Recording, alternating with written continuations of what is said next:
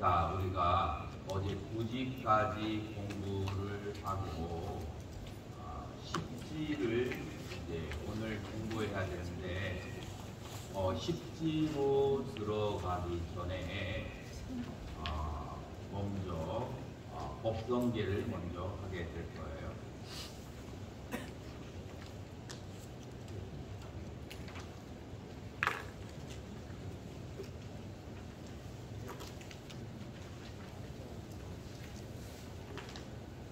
법성계를 먼저 하게 되는데요.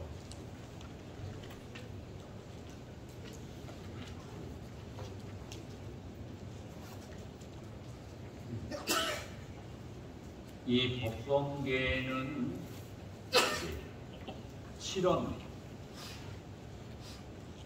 7원절구 그런 게 있죠. 그래서 각각의 문장이 7개의 그런 단어로 돼 있어요. 7개의 음절로 돼 있는 거죠. 그 다음에 이제 이와 같은 그 한 문장이 30개의 구절로 된 문장이 있는 거죠. 그러니까 단어의 수는 실상 21, 210개의 단어다 라고 그렇게 말할 수가 있어요.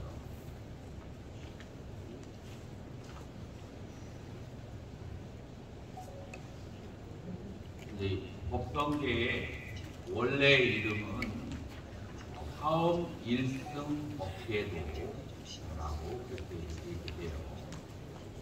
이 화엄 일승 법계도의 저자는 의상스님이죠. 의상스님은 신라 시대와 통일신라 시대 그때를 가로지는 주로 통일신라 시대의 그런 스님으로 칭하죠. 그 당시에 옆에 나라는 당나라라고 이름을 하고 있었죠. 그런데 당나라에는 도학이 중국 역사상 가장 융성하던 그런 시기였어요. 그래서 불법을 배우기 위해서 당나라로 도법 여행을 했죠. 무엇을 배우기 위해서였느냐? 그 당시에 선종은 아직 나타나기 이전이에요. 그 당시에 교학의 최고봉으로 잡는 것은 바로 화엄경이었고, 그 당시에 유포된 경전은 화엄경 60권이에요. 우리가 잘 알다시피 화엄경은 40권, 60권, 80권 세 가지로 이루어졌는데, 이 80권짜리 화엄경은 축천무가 권력을 잡고 나서 그때 법사를 집중해서 번역한 것이기 때문에 축천무 이전에는 60권 화엄경이 가장 40권도 있었고 60권이 가장 대표적이다라고 그렇게 말할 수가 있어요. 그렇게 우리는 화엄경을 이제 가르침을 배우러 의상 스님께서 종남산의 지상사에 계시는 지영 스님에게 가서 공부를 하죠. 근데 의상 스님 8년을 그 밑에서 공부를 하게 되는 거죠. 그래서 8년째가 되는 날 7월 백중날, 조금 지났죠. 이 7월 백. 근데 이게 음력인지 양력인지 잘 모르겠어요. 7월 보름이라고 그렇게 되는데 이 법성계를 짓게 된 거죠. 법성계를 짓는 데는 스토리가 있는데 시간 관계상 제가 여기다가 써놓은 스토리를 여러분들이 읽어보도록 하시고, 이제 저는 주로 이해하기 어려운 거 그거 위주로 설명을 할 거예요. 여러분들이 충분히 이해할 수 있는 것은 그냥 넘어가도록 할 거예요. 자, 법성계 주석서의 종류를 여러분들이 의상 자신이 쓴 주석서는 일승법계도라고 그랬어요. 스스로의 그 주석서가 있는 거죠.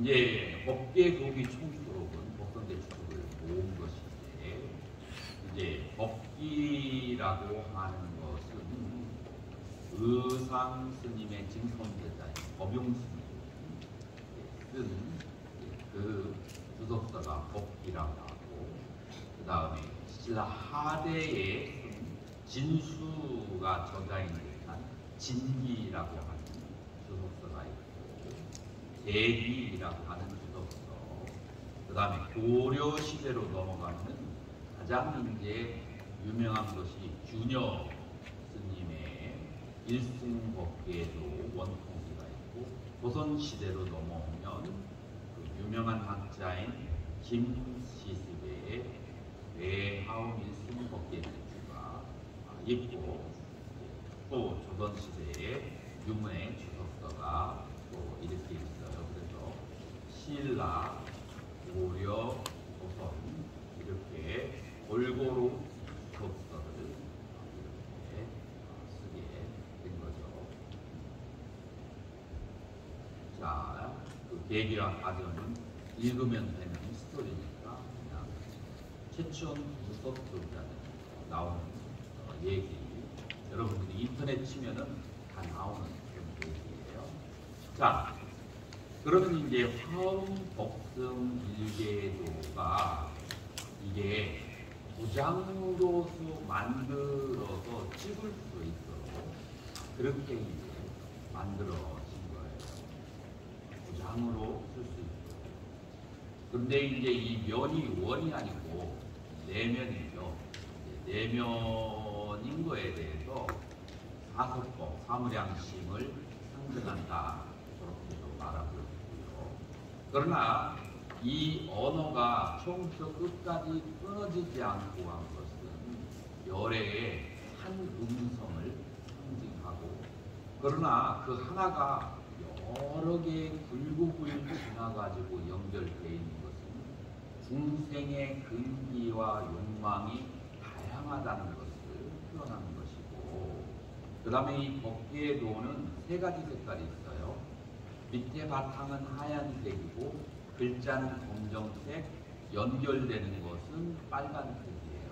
이 세 가지 색깔은 뭐를 말하느냐면, 하얀색은 기세간을 말하고, 그 다음에 검정 글씨는 중생들이 사는 중생들을 말하는 것이고, 붉은색에 연결된 것은 보살들과 부처의 세계, 지정각 세계를 말하는 거예요. 그래서 하나의 공간 속에서 기세간과 중생세간과 그리고 보살세간들이 같이 섞여서 있다라고 하는 것을, 그것을 여기에서 얘기하고 있는 거죠.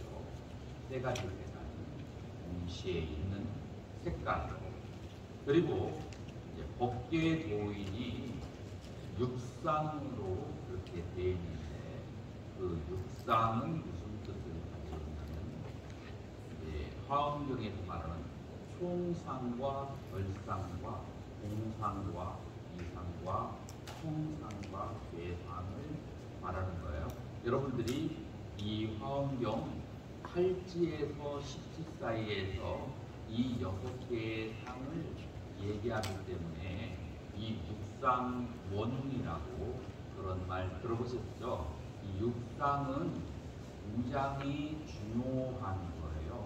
그래서 제가 설명을 안 할 수가 없네요. 총상이라고 하는 것은, 자, 이게 이제 번역하니까 총인데, 사실은 이 번역이 정확한 번역이 아니에요. 총상은 사만냐 락샤나라고 하는데, 사만냐 낙사나라고 하는 것은 공통적인 모양, 공상을 말하는 거예요. 나하고 여기에 있는 스님들하고 같은가요? 다른가요? 다르죠. 그런데 우리는 같은 이름을 쓰고 있어요. 뭐라고 이름을 쓰고 있죠? 인간, 영어로 human being이라고 이렇게 단어를 쓰고 있어요. 이거 너무 불합리하지 않나요? 나하고 스님들하고 비구니 다르고 나이도 다르고 모양도 색깔도 성격도 지성도 다 다른데 같은 이름을 준 거에 대해서 여러분들 불만 있나요? 없나요? 불만이 있어요? 없어요? 불만이 없어요. 왜냐하면 지금 이 모든 것이 다르지만 또 다른 거하고 비교를 하면 짐승들하고 비교하면 비슷한 것을 가지고 있어요. 인간들이 가지고 있는 기본적인 욕망과 언어를 사용한다라고 하는 것과 에티켓을 중요하시 한다. 이런 보편적인 모양이 있어요. 그거를 총상이라고 해요. 그래서 총상이라는 번역이 살짝은 다른 것 같아요. 지금 제가 설명한 거하고. 이제 그래서 이제 설명이 필요하죠. 그래서 의미를 정확하게 얘기하려고 한다면 뭐라고 해야 되느냐? sorry.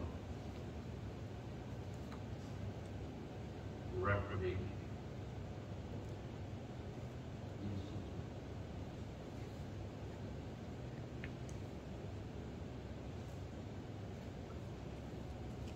그런데 왜 지금 온라인으로 들으시는 분 제 소리가 들리시나요? 소리가 들리시면 동그라미 치세요.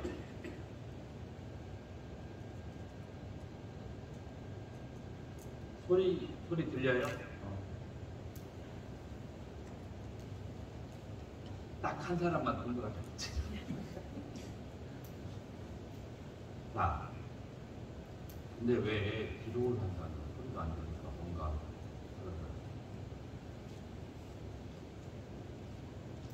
그래서 여기서 총상이라는 거 그 가로 열고 뭐라고 쓰냐면은 보편상이라고 써요. 그게 더 정확한 의미예요.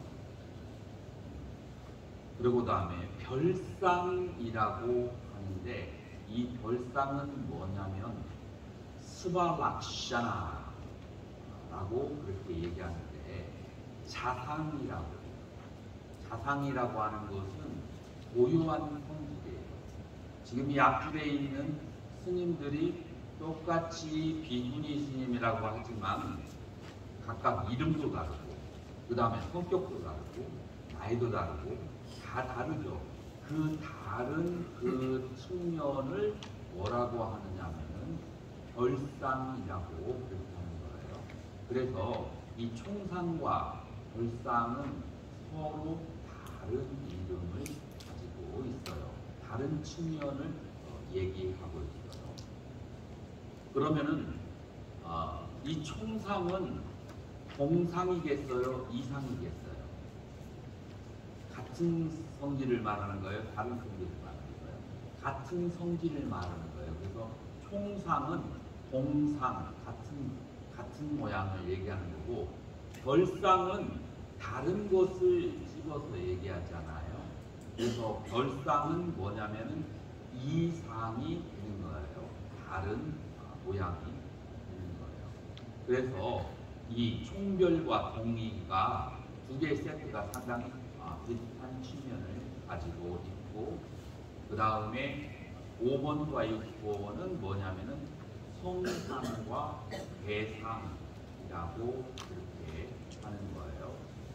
성상이라고 하는 것은, 자 여기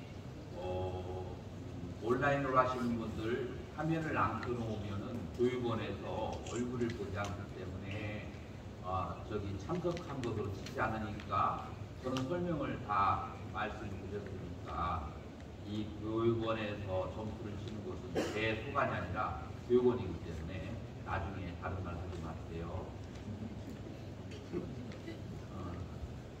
네, 이런 것들이 별상에 속하게 되는 거죠. 그래서 이제 성상과 대상이라고 하는 것은, 성상은 이루어지는 상을 말하고, 그래서 빨리어로 산스크리트로는 우다야 일어나는 상을 말하고, 그 다음에 대상이라고 하는 것은 무너지는 상을, 사라지는 상을 말하는 거예요. 자, 무너지고 만들어지고 무너지는 이 모양은 어디에 있겠어요? 벌상에 있겠어요? 총상에 있겠어요? 공상에 있겠어요? 이상에 있겠어요? 벌상과 이상이 바로 생성과 소멸이 있는 거예요. 그러니까 자기의 자상을 가지고 있는 각각의 모습 속에서 생성과 소멸이 있는 거예요. 자, 화엄경에서 그 다음에 혹은 법성계에서 이 육상이 강조되는 이유가 무엇일까요? 강조되는 이유는 우리는 별상과 이상에서 총상과 동상으로 돌아가야 한다 라고 하는 거예요. 그 총상과 동상으로 돌아갔을 때 우리는 거기에 화합이 있고 그 다음에 원형무예함이 있고 그 다음에 평화와 열반과 행복이 있다라고 하는 거예요. 그러면은 이 총상과 그 다음에 동상은 법성의 상태이고 그 다음에 어제 설명드렸던 것처럼 이상과 그 다음에 별상은 그것은 법의 상태다 라고 얘기하는 거예요. 그건 조금 이따가 다시 세부적으로 말씀드리겠습니다. 자, 이 법계도가 계속해서 꼬부라지는 그 각도가 있잖아요. 이 각도가 54각이에요. 이 54개의 각은 무엇을 말하느냐면 선제 분자가 53선지식 플러스 본래의 스승에서 54선지식을 만나는 것을 말해요. 그래서 이 수행을 할 때에는 내가 바라보는 경계가 전부 다 스승이 되어야 돼요. 그래서 나보다 못난 사람에게는 그 못난 부분을 내가 하지 않아야겠다라고 배워야 되고 나보다 잘하는 사람은 그 부분을 내가 배워야겠다라고 그렇게 이제 배워야만 되는 거예요. 예, 방사 문제도 그래요. 예, 당연히 우리 스님들이 대접을 받아야 되죠. 그러나 이제 우리 수행한 사람들은 아주 여법하게 대처를 어디에 해주셨는데 내가 조금 불편한 방에 있으면 그 선제동자나 모든 스승들은 팔도 자르고 다리를 자르면서 위법방구하면서 수행을 했는데 지금 내가 누리는 것도 너무 과하고 장하다라고 생각하는 사람은 정말 이제 수행이 진전이 되는 사람이고 아니 내가 승납이 몇 년이고 내가 어디에 가면 어떤 위치에 있는데 나에게 이런 방을 줘라고 하는 것은 내가 절집안에 들어와서 수행을 한다 보면서 상이 생겼구나.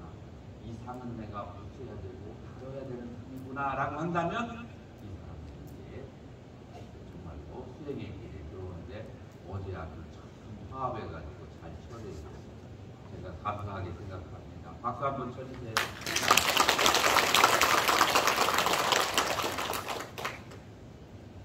자, 그러면 다음 출발점과 도착점이 불과 법이 바로 무 아래에 있게 되는데 그러나 우리가 보통 생각했을 때 불이 위에 올라가고 법이 아래로 내려가야 된다고 생각하잖아요. 근데 법이 위로 올라가고 그 다음에 불이 아래로 내려가요. 이것은 무엇을 말하는 거냐면 불이라고 하는 것은 자성불, 본래 불의 상태를 말하는 것이고 내가 원래 부처였다라는 것을 말하는 거예요. 그런데 내가 수행을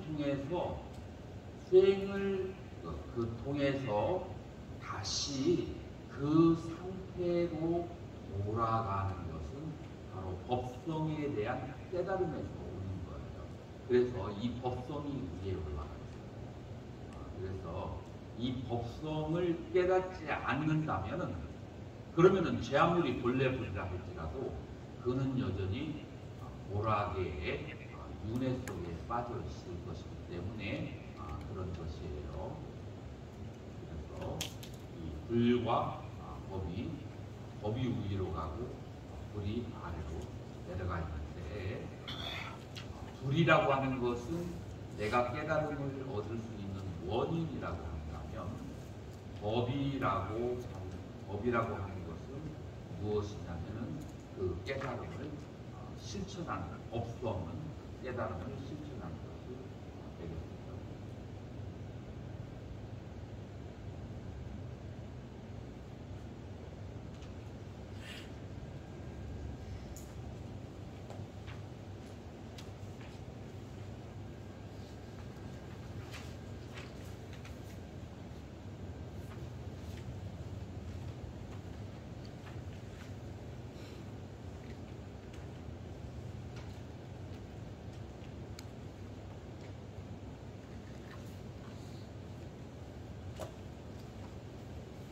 자, 법성계 전체를 여러분들이 저쪽에서 잘 안 보일 거예요. 이거를 보셔야 돼요. 법성계는 아까 말씀드린 것처럼 30개의 구절로 이루어졌다라고 이렇게 30개의 구절로 이루어졌는데, 그 30개의 구절을 3개로 과목을 나눌 수가 있어요. 1번부터 18번까지, 그러니까 법성원용 무의상에서 시불보연 개인경까지, 여기까지는 자리의 수행을 말하는 거예요. 그 다음에 19번에서 22번까지, 19번에서 22번까지는 이타행을 얘기하는데, 능입 해인삼매, 내가 능이 해인삼매에 들어가가지고, 그래가지고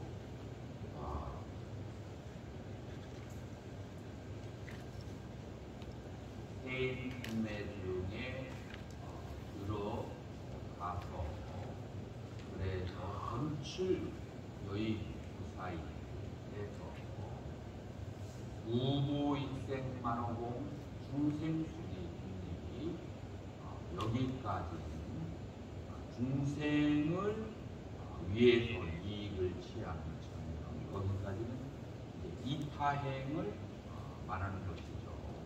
그 다음에 세 번째로는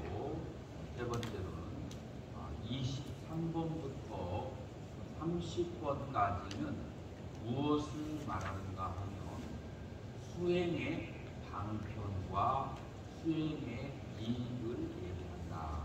그렇게 크게 3가지로 과목을 나눠요. 그런데 여러분들이 이거를 아셔야 돼요. 과목을 나누는 것이 여러분들이 마음에 안 들을 수도 있어요. 그건 괜찮아요. 왜냐하면 나도 이 과목을 주석서에서 주석가들이 나누는 것이 내가 나누는 방식하고는 조금 달라요. 이제 어떤 장면까지 나오냐면은 의상대사 본인이 법에 대해서 설명을 하는 거하고 내가 설명하는 거하고 또 조금씩 달라요. 그러니까 그래서 물론 이제 이것을 쓰신 분이니까 존중을 해드려야 되지만, 사람들은 다른 생각을 가질 수가 있다. 근데 다른 생각을 가질 때 자기의 뒤에 논리가 있어야 돼요. 왜 다른지에 대해서. 중간에 그런 부분도 한번 여러분들에게 설명을 해주겠습니다. 자, 그러면 다음으로 넘어가고, 이제 자리의 행위라고 하는 것에서 현시등등이라고 하죠. 깨달음을 나타내는 것이 1번부터 4번까지인데, 같이 한번 읽어보실까요?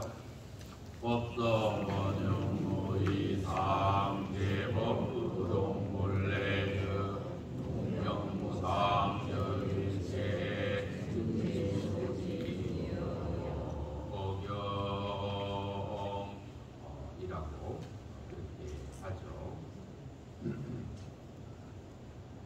쭉 내려가서 바로 본론으로 돌아가겠습니다. 법성 원용 무의사항이라고 했어요. 자, 우리가 경전을 읽을 때 가장 조심해야 될 것은 주어가 무엇인지를 명확히 알아야 돼요. 법성 원용 무의사항이라고 했을 때 법성은 뭐뭐하다 이렇게 되는 거예요. 그래서 법성은 주부가 되고 그 뒷부분은 술부, 법성에 대한 설명이 되는 거예요. 그럼 법성이 뭐 어떻다라고 지금 얘기하느냐면은 법성은 리콜 무의상 두 개 모양이었고 그 다음에 리콜로 그것은 원흉하다라고 그렇게 말하죠. 그 다음에 법성이 이렇다라고 얘기를 하고 그 다음에 두 번째가 뭐냐면 제법 부동 본래적이에요. 그래서 두 번째로는 주어가 뭐냐면은 제법이에요. 자, 제가 그 주어가 제법이라고 얘기했는데 도관님 내가 말한 게 맞는가요? 틀린가요? 주어가 제법이 맞나요? 예. 아, 맞는 것 같은데 주어가 제법이 아니에요. 뭐가 주어냐면은 본래의 제법이 주어예요. 제법의 본래 상태가 주어예요. 그런데 하문이 이제 그 앞뒤가 고치되어 있어가지고 제법이 주어인 것 같지만 제법의 본래의 상태는 고요하고 부동하다라고 하는 거예요. 그래서 본래 제법, 제법 본래가 주어가 되는 거예요. 자, 그러면은 제법 본래의 상태하고 법성의 상태는 같을까요? 다를까요? 같아요. 그러니까 제법의 상태는 법성하고 다르지만 제법의 본래의 상태는 법성이다라고 하는 거예요. 그래서 우리는 뭐라고 하느냐면은 이 법성이라고 하는 것은 무의상, 원흉, 부동, 적 네 가지로 지금 설명을 한 거예요. 그래서 법성이라고 하는 것은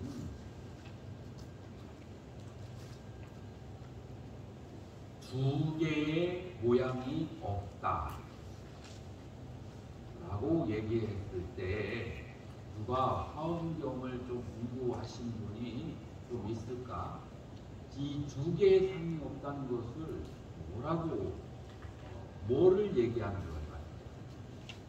이건 유식의 관점에서 여러분들이 이해를 해야 되는데 유식에서는 이 세상을 뭐라고 얘기하냐면 찌따마트라 의식이 투사되어서 보여지는 것이 이 세계라고 하는 거예요. 그러니까 투사가 됐다라는 말을 내가 법회를 하다 보니까 모르는 젊은 사람이 있더라고요. 우리 스님들 중에서도 아마 모르는 사람이 있을까요? 투사가 됐다. 있으면 한 사람이라고 내가 설명을 할게요. 오케이. 투사가 됐다는 것은 우리가 옛날에 영화관을 가보잖아요. 그러면 앞에는 그 영화관의 여러 가지의 그 막 그냥 가정 사랑과 전쟁과 미움 거기에 막 그냥 신장나게 생동감 있게 그 화면에서 펼치잖아요. 그래서 실제 있는 것처럼 거기에 감정이 있기 때문에 영상의 뒤편으로 이렇게 가보잖아요. 그러면은 어떤 구조를 가지게 되냐면 여기에 필름이 덩어리가 있어요. 이 필름의 덩어리가 왼쪽에서 오른쪽으로 천천히 일정한 속도로 돌아가요. 일정한 속도로 돌아가는데 그 필름에다가 고정되게 빛을 붙여주는 데가 있어요.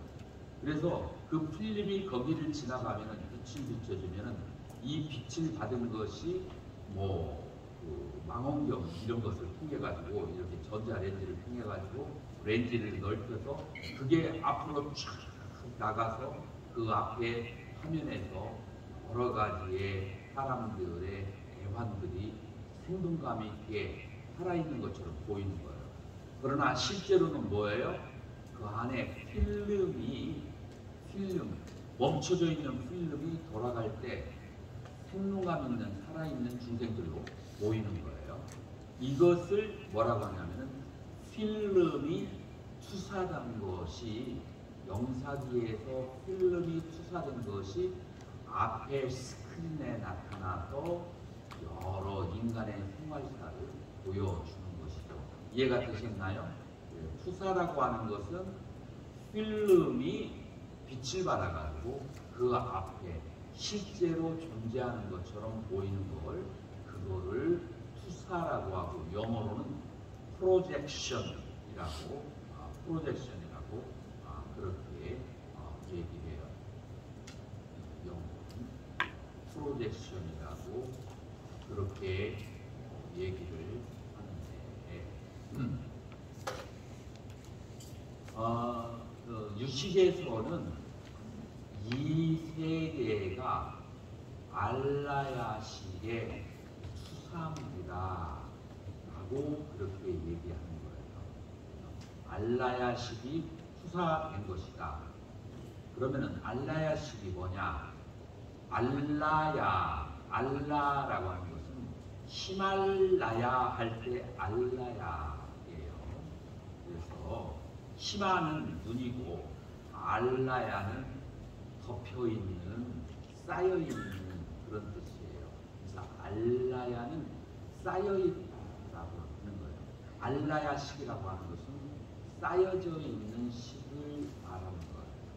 쌓여져 있다고 하는 것은 우리가 5가지 감각 기관으로 보고 듣고 한 것이 우리 잠재의식에 낙사해가지고 쌓여져 있는 그런 의식들을 말하는 거죠.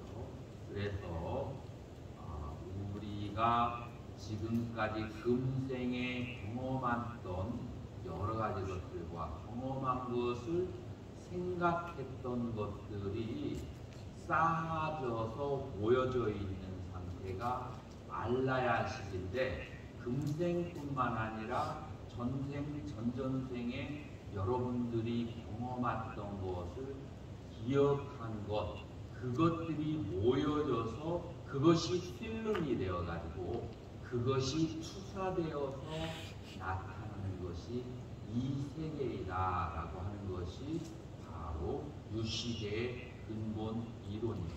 자, 그래서 어떻다는 말인가? 그러니까 실제 하는 것은 내 잠재의식에 있는 기억들이 실제 하는 것이고, 눈앞에 보여서 여러분들이 경험하고 있는 세계는 이렇게 잡을래도 만질래도 잡지도 만지지 못하는 가상의 현실이다. Virtual Reality, 가상의 세계다라고 하는 것이 바로 유식의 가르침이에요. 근데 여러분들 인정할 수 있나요? 인정하기 조금 쉽지 않을 거예요. 그래서 이것은 수행을 해서 체험을 해서 경험되어지는 것을 얘기하는 것이 유식의 세계다라고 말할 수가 있어요. 자, 그러면 이 세계가 가상의 세계이고 실제로는 내 마음속에 기억이 투사돼서 일어나는 것이다 라고 했을 때, 이 마음속의 기억들을 뭐라고 하느냐면 견군이라고, 유식의 견군이라고 얘기하고, 그 다음에 마음속의 기억에 의해서 나타난 여러 가지 세계, 혹은 남자로, 혹은 여자로, 혹은 승려로, 혹은 수행으로, 혹은 잘나고, 혹은 못나고, 혹은 부잣집에서, 혹은 가난한 집에서, 혹은 날 때부터 팔려가게 되고, 혹은 날 때부터 세계에서 재벌의 집안에 태어나고 하는 그런 멀어져 있는 그런 모든 모양과 모든 모습의 상태가 뭐라고 하냐면은 바로 상분이라고 하는 거예요.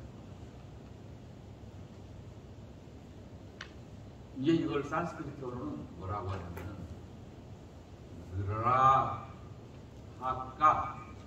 하고 그라하까 아까라라고 하고 그 다음에 요거는 그라흐야 아까라라고 얘기해요.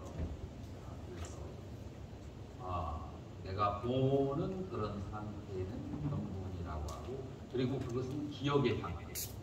기억들이 모여서 우리는 세상을 경험하는 거예요. 그 다음에 상분이라고 하는 것은 그것에 투사돼서 나타난 가상의 세계를 상분이라고 한다라고 하는 거예요. 자, 이렇게 말했을 때 이 제법이라고 하는 것은 제법은 뭐냐면은 요 상분을 말하는 거예요. 이 제법이라고 하는 것은 상분을 나타내는 거예요. 여러 가지로 분별되어서 남자, 여자 사랑하고 미워하고 며칠 전에는 제가 아는 신도님 누군가가 차에 쳐서 돌아가셨는데 죽기도 하고 또 그보다 며칠 전에는 제가 아는 분 어떤 분이 태어나기도 하고 그렇게 하는데 요거 지금 안 나눠주고 저 뒤에다 놔뒀다가 1교시 끝난 다음에 하나씩 가져가도록 하세요. 어제 교재를 안 나눠줬더라고요. 어제 공부하고 요거 어제 또 끝나고 가져가시면 돼요. 자, 그렇게 해서 무슨 얘기를 해야 될까요? 그래서 이 상분이라고 하는 것이 제법이에요. 그런데 이 제법의 상태가 유식에서는 뭐라 그래요? 실제해요? 실제하지 않아요? 실제하지 않는 거예요. 그러니까 근분과 상분, 주관과 객관이 실제에서는 있어요? 없어요? 실제에서는 없어. 그 실제에서는 없는 것을 법성이라고 해요. 그래서 없으니까 뭐가 없다고 해요? 무이상. 두 개의 모양이 없다라고 얘기하는 거예요. 그러니까 이 현상계가 마음의 그림자이기 때문에 이 현상계는 두 개에서 10배, 100배로 벌어지고 나누어진 세계인데 두 개에서 100개로 벌어지고 나누어진 나는 한국 사람이니까 일본 사람이 미워요. 나는 한국 사람이니까 오랜 세월 동안 얻어보려면 중국 사람이 미워요. 그래서 중국과 한국과 그 일본이라고 하는 그런 모양을 뛰어넘는 세계가 바로 법성인데 왜냐하면 중국과 한국과 일본이라고 하는 것은 우리 마음속에 쪼개어진 기억들에 의해서 나타난 세계이고 그것 자체로는 실제하지가 않는 가상의 세계라고 보는 것이 이게 바로 지정각 불보살들이 바라보는 세계가 되는 거예요. 중생들에게는 이것이 미국이 있고 일본이 있고 중국이 있고 아주 분명하게 갈라서 있고 나눠져 있지만 그러나 이 불보살의 세계에 왔을 때 그것은 험한 분별일 뿐이고 마음의 그림자이고 마음에 투사되어오는 내 잠재의식이 투사된 가상의 세계다. 그러기 때문에 그 법의 근원적인 그 상태에 그 성질의 상태에는 그것은 무엇다? 두 개의 갈라선 모양이 없다. 중분과 상분이 없다. 그러면서도 그 두 개의 상이 없는 상태가 없는 데서 끝나느냐 단멸이냐 그게 아니고 그것은 여러 가지 인연을 따라서 나타나지만 나타나는 과정 속에서도 그것은 과상이고 실제한 것이 아니고 거기에도 법성이 존재하다.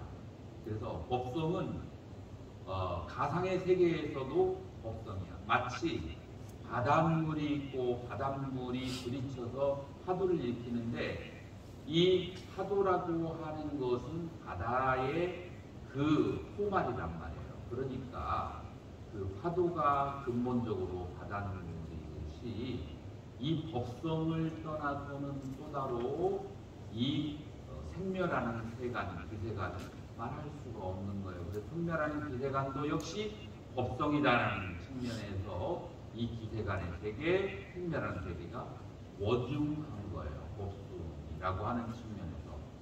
그리고 굉장히 동분서주하면서 태어날 때부터 죽을 때까지 수십만 리를 걸어놓은 것 같지만 한 번도 이 법성은 움직여서 본 적이 없고 그대로 올반의 상태를 떠난 적이 없다라고 하는 거예요.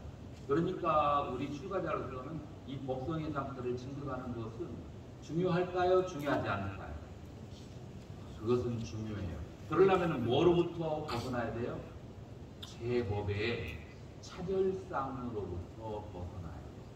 제법의 차별상은 무엇인가 하면 오락의 느낌이고, 그래서 즐거운 것을 취하려고 하고 괴로운 것으로부터 도망가려고 하고 시비로부터 초월한 것이고, 이것은 옳고 저것은 틀려, 나는 옳고 나는 항상 옳고 너는 항상 그러하고 생각하는 시비를 초월해야 되고, 그 다음에 이것은 좋고 저것은 싫다라고 하는 호오의 수상행의 양극단으로부터 벗어나야 돼요. 그렇기 때문에 신신명에서 승찬대사가 뭐라고 그래요? 주어가 뭐예요? 신신명의 주어가 뭐죠? 믿음을 첫 번째 단어가 뭘 말하고 있어요? 신신명. 신신명 첫 구절을 한번 읽어보세요. 네? 여기서 법성이라는 말 대신에 뭐라고 하냐면 도라는 말을 썼잖아요. 도는 무난, 어렵지 않고 유형 간택심을 버리고, 그 다음에 단막증애, 증애심이라고 하는 이 두 개의 상으로부터 벗어난다면 그게 바로 도다 라고 하는 거하고, 그 다음에 법성 대신에 도라는 말을 쓴 거예요. 그래서 이제 복합 상태라고 볼 수가 있죠. 그래서 이제 이 상태를, 법성의 상태를 정멸, 열반, 그 다음에 움직이지 않는 상태라고 일단 여러분들의 머릿속에 각인을 시켜주세요. 그러면은 이제 두 번째로 이거하고 정 다른 말을 또 무성교에서 할 거예요. 그럼 그 다른 말하고 이거하고 다시 또 화합을 시켜줘야 돼요. 그러나 첫 번째 여러분들이 법성은 이러한 상태다. 움직이지 않고 그 다음에 고요한 상태다라고, 정멸의 상태다라고 그렇게 여러분들이 이해를 하셔야 돼요. 그렇기 때문에 이 상태는 언제 알 수 있는 거예요? 증지소지, 비여경. 이것은 내가 그것을 증득해야 알 수 있는 것이고, 이것은 다른 경계가 아니다. 자, 증득을 어떤 방법을 통해서 증득을 하죠? 여기에 이제 나와죠. 3번에 명을 버리고 상을 버리고 그 다음에 분별을 버리면, 일체의 분별을 버리면 그러면은 뭐가 된다고요? 증득하는 지혜가 나온다는 거예요. 그래서 3번은 뭐를 말하냐면은 이 법성의 세계로 돌아가는 방법론, 고진멸도 가운데 오를 얘기하는 거예요. 그래서 이 오의 세계로 들어가는 데 있어서 명과 상과 일체의 분별망상을 버려야 된다라고 그렇게 얘기하는 거죠. 그리고 여러분들이 이제 우리 지금 4학기에 능가경을 대학원에서 공부하는데 이 능가경 산스크리트 원문에도 뭐라고 얘기하냐면 이 세계는 오법자성이라는 말 들어보셨나요? 능가경에 오법이라는 말이 나와요. 오법이라는 말인데 오법이 뭐냐면은 명, 상, 분별, 진여, 정지 이거를 오법이라고 해요. 나는 박경 선생님처럼 옆으로 안 빠지려고 하는데 나도 약간 옆으로 빠지는 성향이 그렇지만 이거는 주제를 벗어나지 않는 거잖아요. 그죠? 그래서 내가 정당화시켰습니다.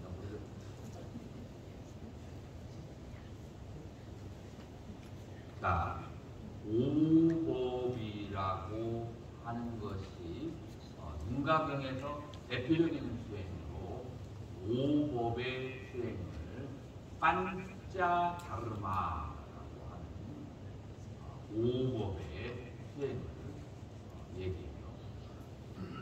오법의 수행을 얘기하는데 첫 번째가 뭐냐면은 명이에요. 첫 번째가 명인데 요 명을 산스크리트로 나머라고 그렇게 얘기해요. 그 다음에 두 번째가 상이라고 하고 그 다음에 니미따라고 하고 3번이 분별이고 그 다음에 이거를 윗갈바라고 해요.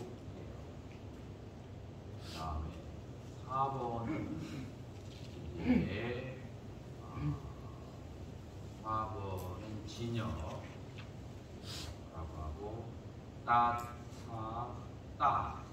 하고 5번은 정지라고 해서 삼맥 냥 이렇게 얘기해요. 이 세계는 오법으로 이루어졌다라고 하는 거예요. 그 오법이 뭐냐면은 우리 마음속에 알라야시 그 기억한 것들은 뭘로 기억이 이루어졌을까요? 여기에서 이름으로 이루어졌다고요. 인간이 그 이름들이 기억들이 이름으로 하는 데가 그렇게 딱 그렇게 기억이 저장되어 있다라고 해요. 그런데 그 이름을 끄집어내면 그럼 뭐가 따라오느냐? 그 이름은 무엇에 대한 이름이죠? 모양에 대한 이름이에요. 예를 들어서 사과라는 이름은 여기 사과라는 형체가 있고 사과라는 이름이 있는 거예요. 그래서 이름은 무엇에 대한 이름이냐면 형체에 대한, 형상에 대한 이름이에요. 그래서 리미따라고 해요. 그래서 우리의 잠재의식에 알라야식에 깔려있는 모든 것이 이름으로 깔려져 있고 그 이름은 모양을 내포하고 있고 그 다음에 세 번째로 이 이름과 모양을 가지고 그런 똑같은 재료를 가지고 그냥 그 보통 사람이 요리하는 거하고 그 다음에 솜씨 좋은 요리사가 요리하는 거고 맛이 완전히 다르잖아요. 그래서 빛깔과 분별이라고 하는 것은 요리하는 상태에 해당하는 거예요. 똑같은 이름과 그 다음에 모양을 보고 요리하는 것이 달라요. 예를 들어서 내가 예전에 우리 도반이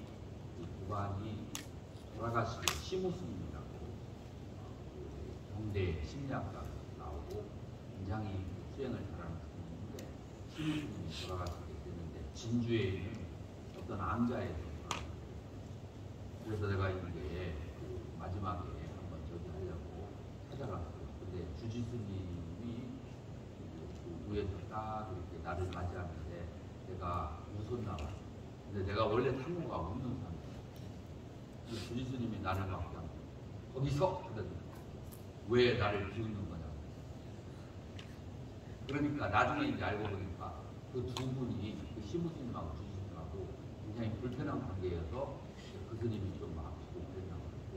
양심에 이제 조금 찔렸는데 웃으니까 제가 근데 나는 최강집에 가서도 며칠 전에 보니까 웃고 있더라고요. 웃는 게 아니고 그냥 스마일 하는 거예요. 근데 이제 사람의 심리적인 상태에 따라서 그게 좋게도 보이고 그게 비웃는 것처럼 보이는 거예요. 이게 뭐냐면 요리하는 거예요. 이게 분별망상. 이제 그 비춰진 것을 자기에 있는 업식에 의해서 해석을 나름대로 각각 하게 하는 거예요. 그래서 분별은 이제 이름과 그 다음에 형체를 내 잠재의식에 받아서 나쁜 쪽으로 혹은 좋은 쪽으로 그것을 요리하는 게 이게 분별이에요. 그래서 이 세간은 뭘로 이루어졌느냐? 이것이 명상 분별로 이루어졌다. 이건 중생세간이에요. 근데 이 세상에는 중생만 있는 거 아니잖아요. 또 누가 있어요? 성자가 있어요. 그러면 성자의 세계는 무엇이냐 하면 따뜻하 여실하게 있는 그대로를 보는 것이다. 여실하게 있는 그대로 보게 되면 이 세계라고 하는 것은 이름과 모양과 분별을 거기에는 어떤 실체가 없는 가상의 세계다라고 보는 것이 진여를 보는 거예요. 가상의 세계라고 아는 것. 그리고 이 진여를 보는 것을 뭐라고 하냐면 삼맥야나 바른 지혜다. 바른 지혜라고 합니다. 바른 지혜. 자, 그래서 이 세간은 이 다섯 가지로 다 설명할 수 있다라고 능가경에서 얘기하는 거예요. 명상분별은 그것은 바로 무엇이냐면 중생세간이고 진여와 정진은 바로 기정과 불보살의 그런 세간이다 라고 그렇게 말할 수가 있는 것이죠. 자, 그렇게 보았을 때 여기에서 우리가 무명, 무상, 절일체가 순서가 그대라고 합니다. 이름과 모양과 일체 분별로 이루어진 그것을 놓아버렸을 때 그때 증득한 지혜, 아까 여기에는 정지라고 생각했지만 여기서는 증지라고 하죠. 그래서 바른 지혜가 나온다. 자, 여기까지 얘기했을 때 우리는 한 발 더 질문을 하게 돼요. 뭐라고 질문하게 되죠? 그러면 어떻게 무명, 무상, 절일체를 하느냐? 구체적인 방법론은 이런 의문이 나는가요?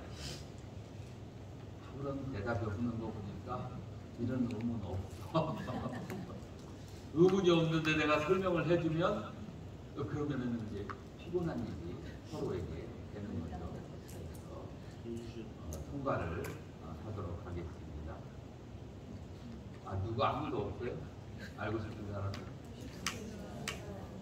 그럴까요? 이 세상은 욕구에 의해서 이루어진 세계예요. 원하지 않으면 얻을 수가 없는 거예요. 자, 그래서 유식의 세계에서는 능가경에서는 이것을 수행하는 단계를 여러분들 자량이, 가행이, 통달이라고 하는 5위의 수행법, 유식의 5위의 수행법 들어본 적 있나요? 가행위에서 수행을 어떤 식으로 하냐면 요거를 다스리는 수행을 하게 돼요. 가행위가 4단계로 이루어졌어요. 4단계로 이루어졌는데 난, 정, 인, 세제, 일위라고 하는 4단계로 이루어졌다는 거 여러분들 아시는가요? 모릅니다. 모릅니까? 지금 들었잖아요. 그래서 4단계로 이루어졌는데 난이라고 하는 것은 웃으나 따뜻해진다라고 하는 거예요. 따뜻해져. 뭐가 따뜻해지냐면 여러분들이 염두를 하거나 화두를 늘거나 하거나 알아차림을 할 때 처음에 시작할 때는 굉장히 팍팍해요. 그러나 한 2박 3일하고 일주일하고 계속 하잖아요. 그러면 마음속에 이런 마음이 살짝 재미있는데 여러분들이 경행을 하고 나서 뭔가 기분이 좋아. 그 다음에 좌선을 하고 나서 기분이 좋아. 집중이 잘 돼. 그러면은 마음에 따뜻함이 생겨요. 이거를 난이라고 해요. 그래서 일단 이제 그 하는 것이 약간 재미있어지기 시작하는 거예요. 난인데 무엇을 집중하는가? 이 세계는 마음의 그림자라는 그 명제를 가지고 수행을 하는 거예요. 이 세계는 마음의 그림자라고 처음에 수행을 하다가 그 다음에 두 번째 단계로는 어떻게 나가냐면 이 세계는 오직 이름만 있을 뿐이다 라고 반하는 것, 그것이 바로 난위예요. 그 다음에 두 번째 단계는 이 세상은, 근데 이름은 무엇에 대한 이름일까? 형태들에 대한 이름이에요. 그래서 실제로 보면 이 세상은 내 마음속에 기억된 형태일 뿐이다 라고 반하는 것이, 그것이 바로 두 번째 단계 무르드 정이라고 하는 단계예요. 여기서 정이라고 하는 것은 뭘 말하자면은 피크, 꼭대기. 그러니까 이 따뜻해지는 것이 정점에 이르렀다. 그래서 이제 공부가 잘 되는 상태예요. 어떻게 공부가 잘 되냐면은 내가 지금 경험하는 기분 좋고 나쁜 일들이 전부 다 내가 전에 기억했던 형상들, 그 형상들이 업식이 되어서 그것이 투사해가지고 나타나는 것입니다 라고 하는 것이 이제 정점에 이르는 거예요. 그래서 내가 옛날에 이런 경우, 확인 한 스님이, 내가 창문을 딱 열고 보니까 어떤 학인이 포도 한 상자를 선물로 가져왔어. 한 상자를 가져왔는데 그 학인이 그것을 그 바깥에서 씻는 게 보이더라고. 그래서 침을 꼭딱 삭히면서 책상에서 앉아서 언제 오는가 하고 기다리고 있었어. 접시에 담아가지고 안연하다가 이쪽으로 오더라고.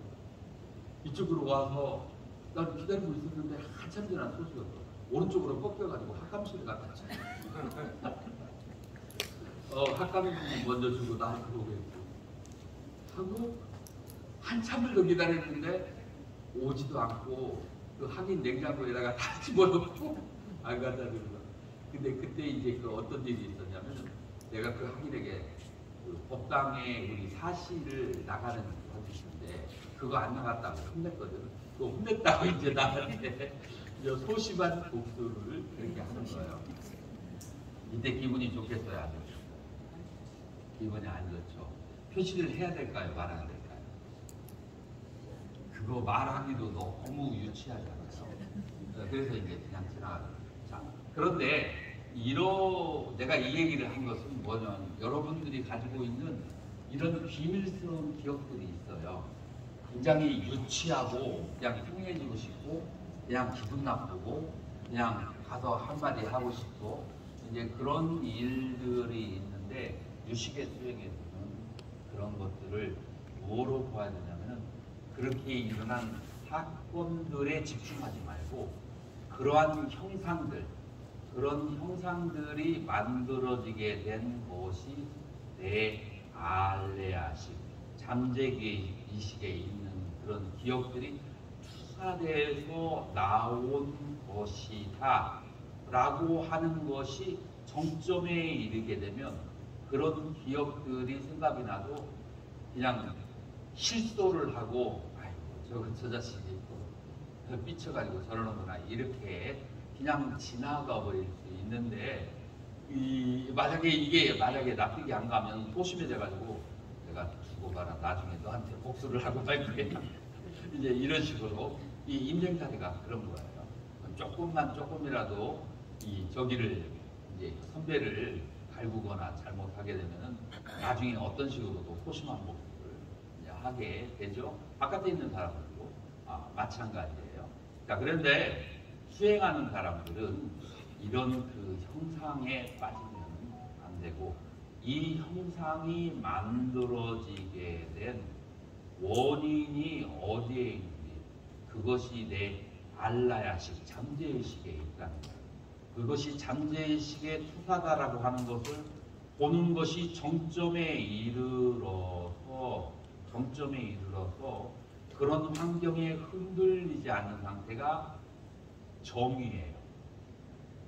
그래서 정의가 되는 거죠.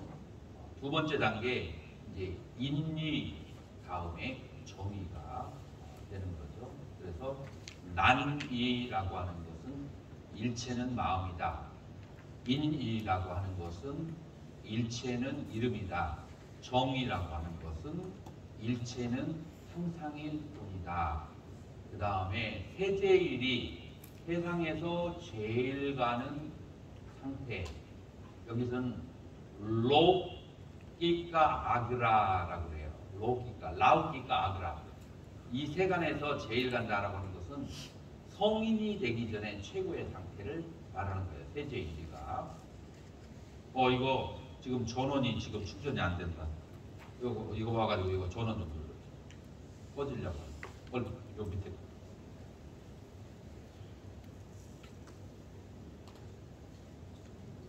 오케이. 자, 그래서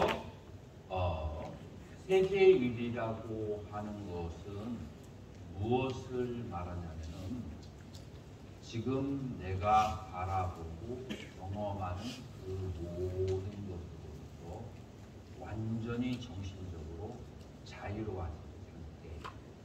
어떻게? 모든 것은 생각일 뿐이다. 분별일 뿐이다. 라고 그렇게 보는 상태가 세제일이에요. 그래서 이 유식의 수행의 상태가 일체유심조, 그 다음에 명, 상, 분별, 이런 식으로 반해가는 수행이 바로 가행이, 뿌라요가라고 하고, 그 가행이가 바로 난이, 정이, 인이, 세제일이라고 하는 것이고, 이렇게 해가지고 이 세상의 모든 것은 분별일 뿐이다 라고 해서 이 세상에 대한 그런 집착 때문에 오는 사랑과 미움으로부터 후련히 자유로워진 상태에 그거를 통달이라고 하고, 그 통달이는 성인의 상태가 되는 거죠. 성인의 상태, 통달이가 바로, 그래서 그거를 뭐라고 하느냐, 마음의 자성과 마음의 본성을 통달하는 것이다. 무엇이 마음의 자성이고 무엇의 마음의 본성이냐? 그것은 이 세간의 모든 것이 마음의 본성에서 흘러나온 수사가 되는 가상의 세계다라고 보는 것이 바로 유식에서 말하는 마음의 본성을 통달한 것이다 라고 하는 거예요. 자, 그러면 지금 많은 시간을 들여서 이거를 설명을 드렸는데 왜 법성계를 하는데 이 부분이 나오느냐? 법성계는 유식의 일편이에요. 여러분들은 화엄이라고 하는 학문이 중국에는 따로 있지만 인도에는 화엄이라는 학문이 따로 있잖아요. 인도는 유식의 일파일 뿐이에요. 여러분들이 그거를 아셔야 돼요.